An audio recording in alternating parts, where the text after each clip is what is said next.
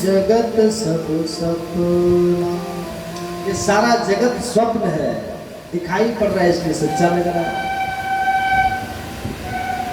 सपने हो ही भिखारी निरुप, रंग नाक पति हो, पड़ जागे हानि न लाभ कछु, प्रपंच जिय दो। ऐसे ये जगत प्रपंच जो भास रहा है, ये सर्वथा मिथ्या है, परंतु फिर भी सत्यवत प्रतीत हो रहा है, जिस परमात्मा की सत्ता के कारण। धामना स्वेन सदा निरस्त कुहकम, जैसे जागते ही स्वप्न समाप्त हो जाता है, ऐसे अपने स्वरूप का ज्ञान होते ही ये सारा संसार जो माया के द्वारा भास रहा है वो निरस्त हो जाता है, समाप्त हो जाता है। ऐसे उन सच्चिदानंद घन परमेश्वर का हम सब मिल करके ध्यान करते हैं। बोल सच्चिदानंद भगवान की जय हो। धर्मा प्रोक्षित कैतवोत्र परमो निर्मत्सराणां सतां वेद्यं वास्तवमत्र वस्तु शिवदं तापत्रयो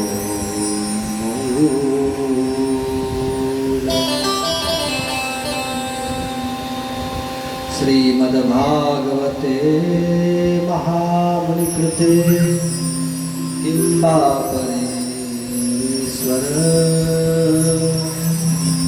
सद्यो मृत्युवर्त्यते कृतिभिः शुश्रूषुभिस्तत्क्षणा।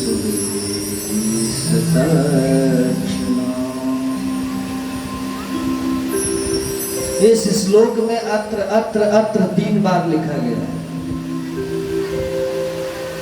धर्मपोक्षित्र कैतवोत्र, अत्र माने अस्मिन् श्रीमद्भागवते प्रोचित कैतवः परमो धर्मा निरूप्यते। इस श्रीमद् भागवत में निष्कपट परम धर्म का निरूपण किया गया है, ये इसका मुख्य विषय है। निष्कपट परम धर्म का निरूपण कहने में तात्पर्य क्या है कि आप धर्म में भी कपट होता है क्या? बोले हाँ होता है। कैसे? जैसे पुत्र का धर्म है माता पिता की सेवा करना, मातृ देवो भव, पितृ देवो भव, आचार्य देवो भव, तो सेवा करना पुत्र का धर्म है। तो विशुद्ध भावना से माता पिता की सेवा करोगे तो ये शुद्ध धर्म होगा। परंतु स्वार्थ से युक्त होकर के किसी मनोरथ की सिद्धि के लिए, अपने किसी कार्य की स्वार्थ की सिद्धि के लिए आप सेवा कर रहे हैं तो धर्म में कपट हो जाए। ये सेवा देखो, बंटवारा तो हो ही गया, माल पानी जिसको जितना मिलना था मिल गया। अब पिताजी के पास जितना माल है वो उसी को मिलेगा जो सेवा करेगा, सेवा करेगा वो मेवा पावे।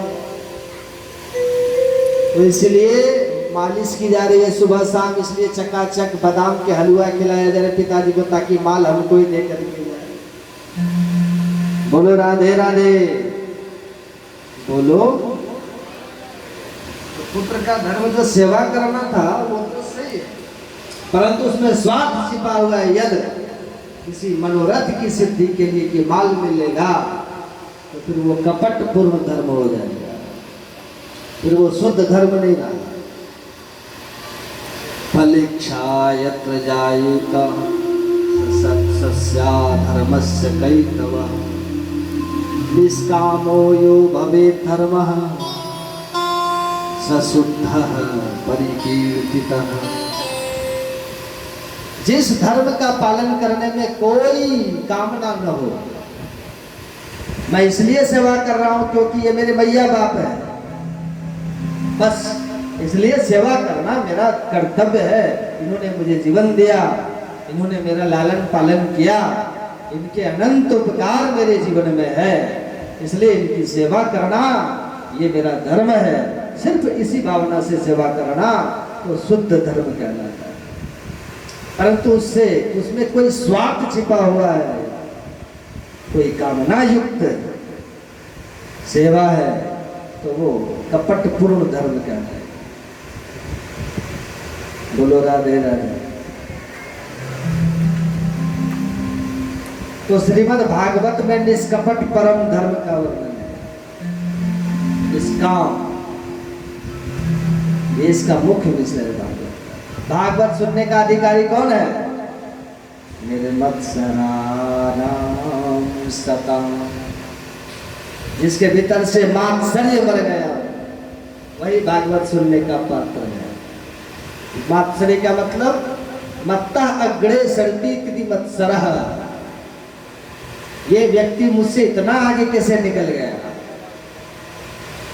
अब मैं भले ही बर्बाद हो जाऊं, चाहे जितना रुपया मेरा लग जाए, पर इसको तो मैं नीचे पटक के ही रहूंगा, जहां की तहां पहुंचा के छोड़ूंगा।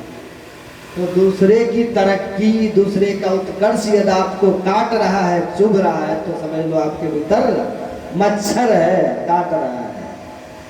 ये बाहर के मच्छरों से बचने को तो मच्छरदानी में घुस जाओ, बच जाओ, ऑल आउट लगाओ, भग जाएंगे। पर ये भीतर का जो मात्सर्य है, इसको मारना बड़ा मुश्किल है। ये बड़े लोगों में ज्यादा पाया जाता है।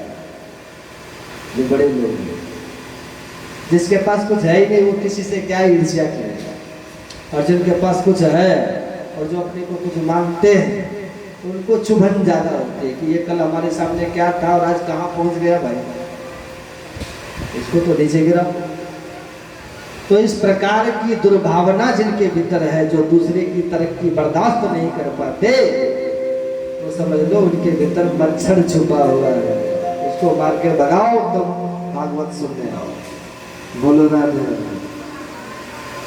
पदार्थ यदि दिव्य है तो पात्र भी उसका दिव्य होना चाहिए, तभी वो टिकेगा। शेरनी का दूध है तो सोने का बर्तन भी होना चाहिए, तभी ठहरेगा।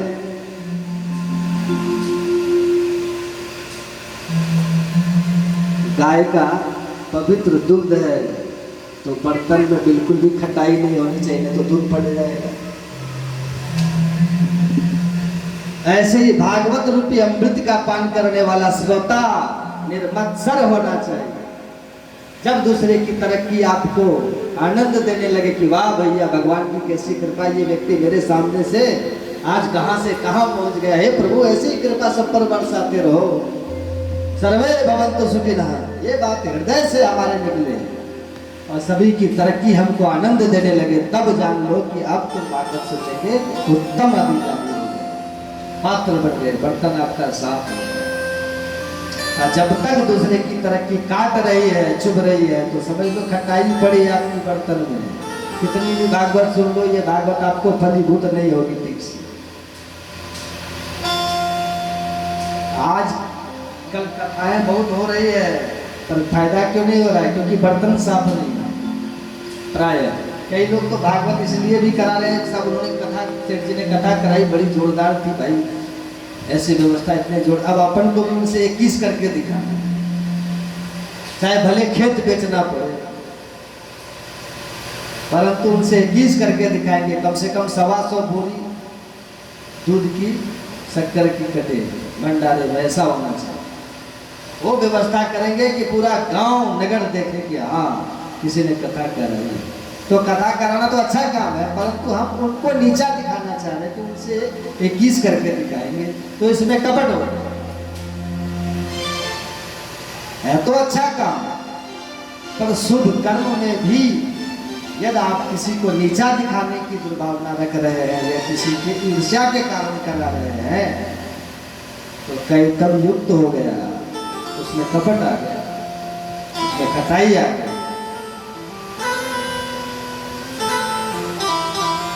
इसलिए निर्मत्सर जो होगा, मात्सर्य जिसके भीतर से निकल गया होगा, वही भागवत सुनने का उत्तम अधिकारी पात्र है, बन जाएगा। महाराज सुनने से फायदा क्या होता है ये तो बताओ। बोले वेद्यम वास्तवम मत्र वस्तु शिवगम तापत्रयो मूलन। अत्र वास्तव वस्तु ही विद्यम। इस ग्रंथ को श्रवण करने से तुम्हें वास्तव वस्तु का बोध हो जाएगा। ये वास्तव वस्तु क्या है? वास्तवो जीव वास्तवी माया वास्तवम जगत। जीव, जगत और माया तीनों को वास्तव नाम से जाना जाता है। तो भागवत को ये ईमानदारी से पूरे मनोयोग से सुनोगे तो जीव, जगत और माया के स्वरूप का तुम्हें ज्ञान बन गया। अच्छा, ज्ञान हो गया, फिर क्या होगा? बोले शिवदम। यदि इन तीनों का तुम्हें ठीक से ज्ञान हो गया तो तुम्हारा कल्याण हो गया। शिवदम। अब कल्याण होगा कि नहीं होगा ये तो बाद वाली बात है। शिव मतलब कल्याण। मर के किधर जाएंगे किसने देखा? बस भी बहुत सत्य से पुनरागमन कुतुब। ऐसे लोग भी तो है जो परलोक को मानते ही नहीं। मरने के बाद सबके आगे स्वर्गीय लिख दिया जाता है। स्वर्गीय, किसी को साकेतवासी, किसी को गोलोकवासी, किसी को वैकुंठवासी, किसी को कैलाशवासी, ये ऐसा लिख देते हैं। कितना भी महापापी मरे फिर भी मरने के बाद नरकवासी कोई नहीं लिखता है, जबकि पता सबको होता है कि ये पापी नरक में ही गया होगा कर्म से, फिर भी कोई लिखता है क्या? ये तो अपने अपने श्रद्धा भावना है, जिसको जो लिखना हो लिख दो। कौन पूछेगा? कोई मोबाइल से तो बात करेगा नहीं, दादाजी कहाँ पहुंच गए बता दो तो लिखवा दे। न तो न कोई पता चलेगा न फोन लगेगा। आपको जो लिखना हो लिखो, स्वर्गवासी वैकुंठवासी। तो कल्याण हुआ कि नहीं हुआ ये बात की बात है। प्रत्यक्ष में क्या लाभ मिला ये तो बताओ। बोले तापत्रयो नमूल। इसके सुनने से तीनों तापों का सर्वथा उन्मूलन हो जाता है। दैहिक, दैविक, भौतिक तापा जो हम दिन रात तप रहे हैं, इस कथा रस का पान करते ही तीनों ताप हमारे समाप्त हो जाते हैं। ये प्रत्यक्ष लाभ। और सिर्फ इतना ही लाभ नहीं है। श्रीमद्भागवते महामुनि कृते किंबा परेश्वर। महामुनि श्री व्यासे कृते, श्री कृष्ण द्वैपायन वेद व्यास जी महाराज ने जिस ग्रंथ की रचना किया है, ऐसा यह श्रीमद्भागवत सुनने के बाद भी क्या ईश्वर हमें प्राप्त नहीं होंगे? अर्थात अवश्य प्राप्त होंगे। तो कब प्राप्त होंगे? बोले सद्य शीघ्र ही प्राप्त होंगे।